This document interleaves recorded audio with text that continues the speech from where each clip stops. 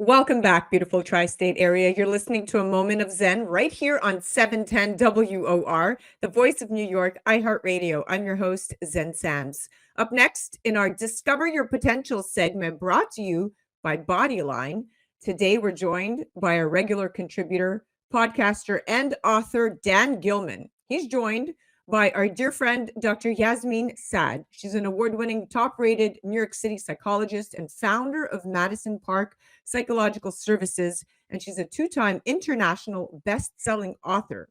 Known as the wise psychologist, Dr. Saad is celebrated for her inner message approach. This transformative method helps individuals decode thoughts and emotions to overcome negative patterns and unlock their true potential. In addition to her clinical practice, she's an internationally acclaimed speaker, often sharing the stage with icons like Deepak Chopra, Dr. Shefali, Les Brown, and many others. Her insights have been featured in over 100 media outlets, including ABC, CBS, NBC, BBC, Fox. That's just to name a few.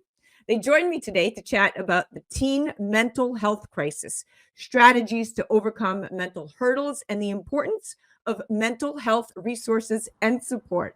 Welcoming now to the show are my dear friends, Dr. Yasmine Saad and Dan Gilman. Welcome, my friends. Welcome. Thank you. Thank you so much for having us. All right, let's jump right into it. You have a laundry list of accomplishments, my dear. So, as an experienced psychologist, you recognized early in your career the need for a more expedient route to healing after noticing in many of your consultations some apprehensions about therapy, concerns about the time commitment, reluctance towards a passive therapeutic role, or even reluctance to delve extensively into past histories. And to my understanding, after reading up on this apprehension can be very dangerous as millions of people in the US are affected by mental illness each year. And looking specifically at our youth, according to the CDC, over 1 in 5 youth at ages 13 to 18, either currently or at some point during their life, have had a serious debilitating mental illness. Dr. Saad, in your professional journey, what has been the most challenging aspect of addressing teen mental health, and how have you navigated these challenges? That's such a great question, Zen. Thank you so much. So, the most challenging piece with teen mental health is really the lack of education from the parents to the children. Teenagers and a lot of teens have a lot of negative thoughts, and they do not know how to handle those negative thoughts. They either replace them with positive, are being told, think positive, or they're being told, don't pay attention to them, but those thoughts keep coming, keep coming. And I think the whole world is very ill equipped to deal with negative thoughts. That is the main challenge, the lack of knowledge around what to do with those negative thoughts. Yeah, and to add to this mental health crisis, today's teens, to your point, could even be navigating, and this is additional stressors, a digital world that older generations never had. And while this technology and the online world continues to evolve, there are both benefits and repercussions, I say as a mom. And I know Dan has a question pertaining to this. So I'm curious to hear your thoughts. So take it away, Dan. Yeah, I have a question with the rise of digital technology. What impact do you see it having on teen mental health, and what strategies do you suggest for managing this impact? So we all seen our children getting hooked and addicted to the screen. They're on social media and it's bombarding them. And now there's reels, they're fast reels. So they're used to fast, high speed content that's bombarding them with a lot of emotion, a lot of movement. So what is happening with our teen is that they are getting used to wanting a lot of sensation, a lot of emotion, a lot of things, and they're exposed to a lot of fear content. So the strategy is to educate them on the impact it has for them. So I'll give you a strategy that I use with my daughter, which is I let her watch social media content. And I initially do not put limits because I know a lot of people are, let's put limits. And then I point to her mood. I point to her thinking. I point to her how she's bored without it.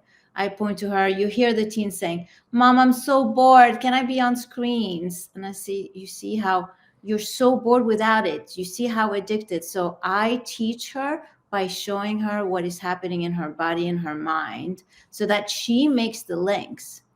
Now, after that, you do have to put some limits because their brains are not developed. And so they cannot themselves regulate this, but at least they understand the concept. So it's really important to bring awareness to our children about the impact of the screen, of the content on the screen, on their mental health, so that they make the connection and they be motivated to follow your guidance. These are great pointers. And as a mom, I echo your sentiment. I love that you're using the psychological approach here versus the disciplinary approach. I think this is very effective, especially with today's youth.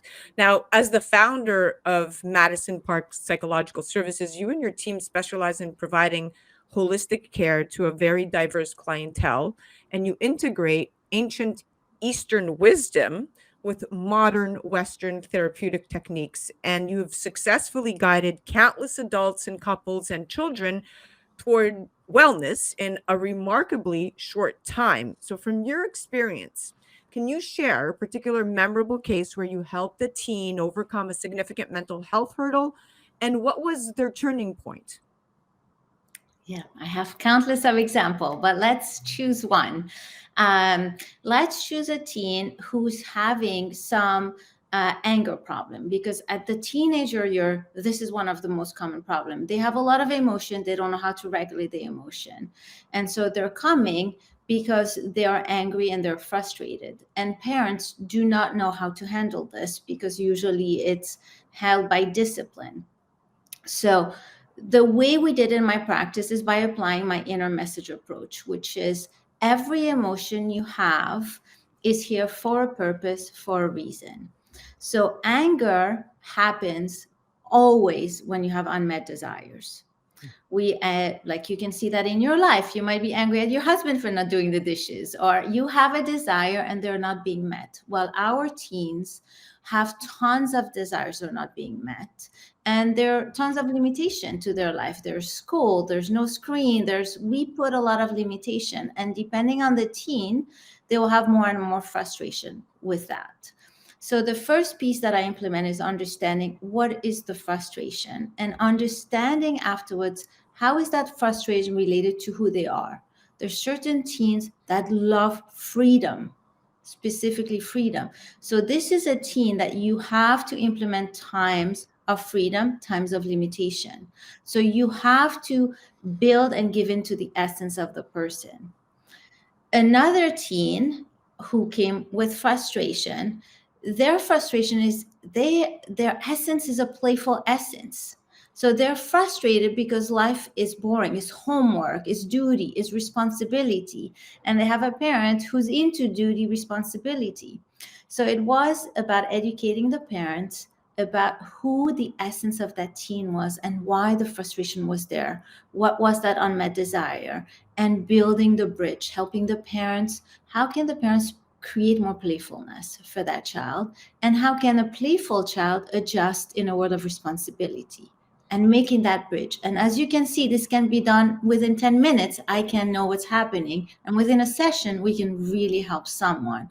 It's all about decoding somebody's emotions, somebody's thought, and educating the parents and the child with strategies.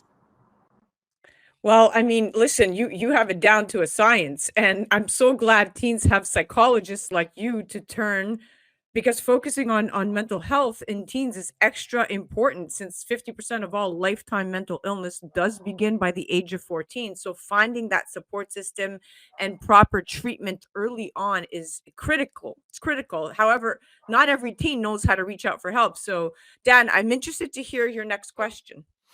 Yeah, for teens that might be watching or listening to this interview who might be struggling in silence, what message would you like to convey to them? So do not take your thoughts at face value. First. Second, understand that every thought that you're having is a coded message. It's like a dream.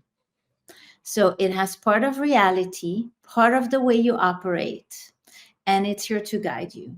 And I'm going to give them an example because I want every teen out there to really understand how to manage their thoughts and emotion, because that's the most important part.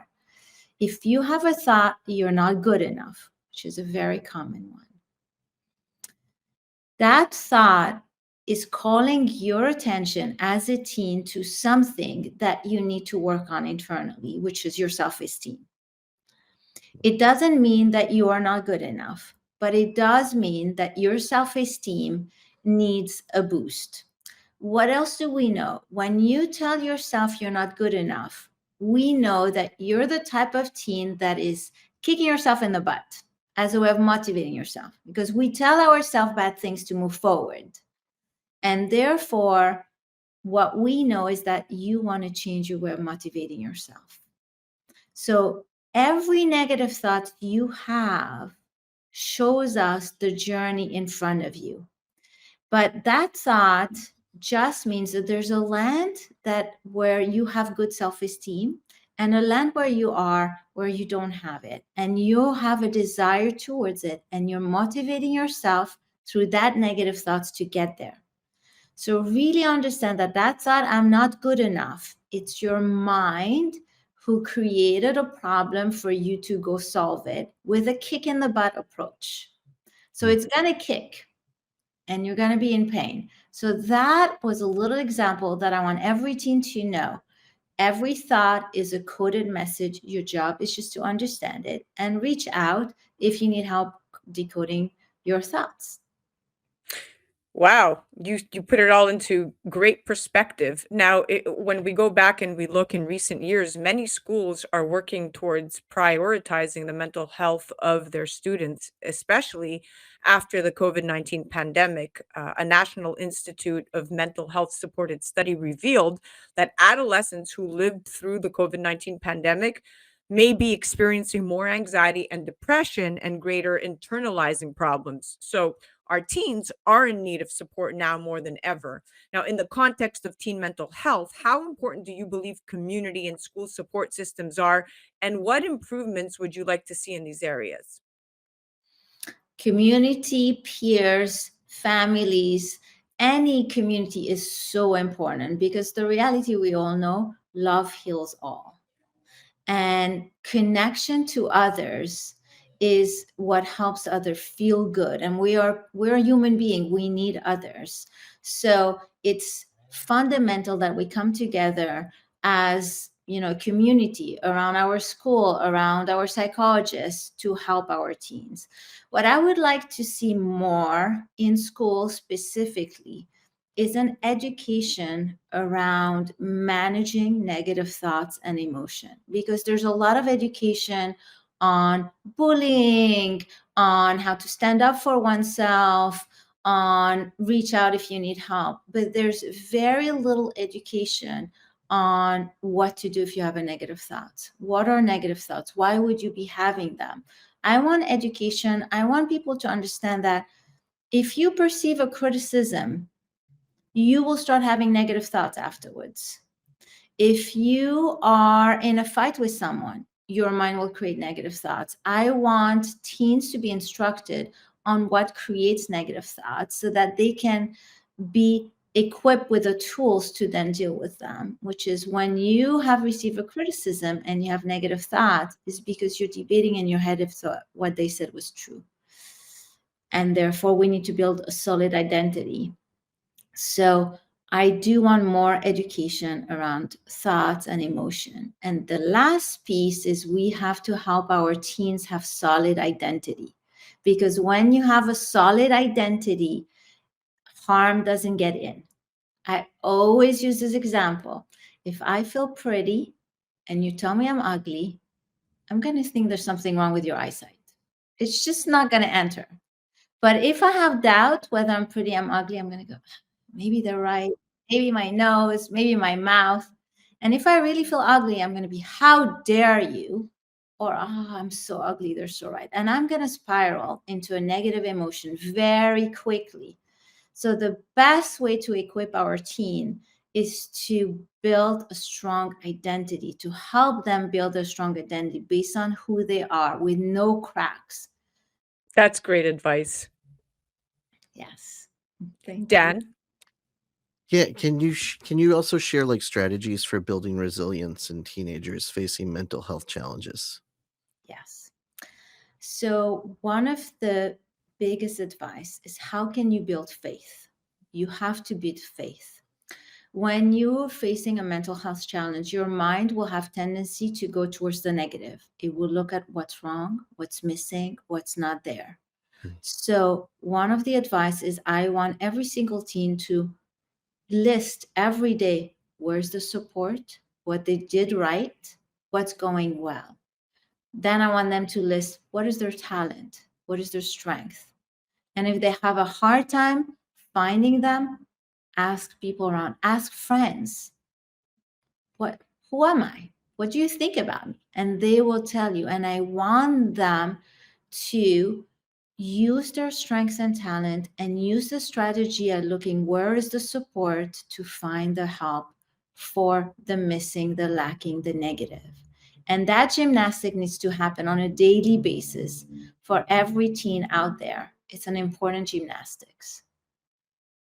I love everything you said. I can speak to you for hours, one mom to another. It's great. It's great listening to somebody put it all together in such a logical process, because children are such complex individuals, especially teenage children, and their mind is going through, like you said, a million emotions a day, and navigating this could be very challenging for many parents who don't know or are not equipped with coping mechanisms, right? So thank you for the service that you provide.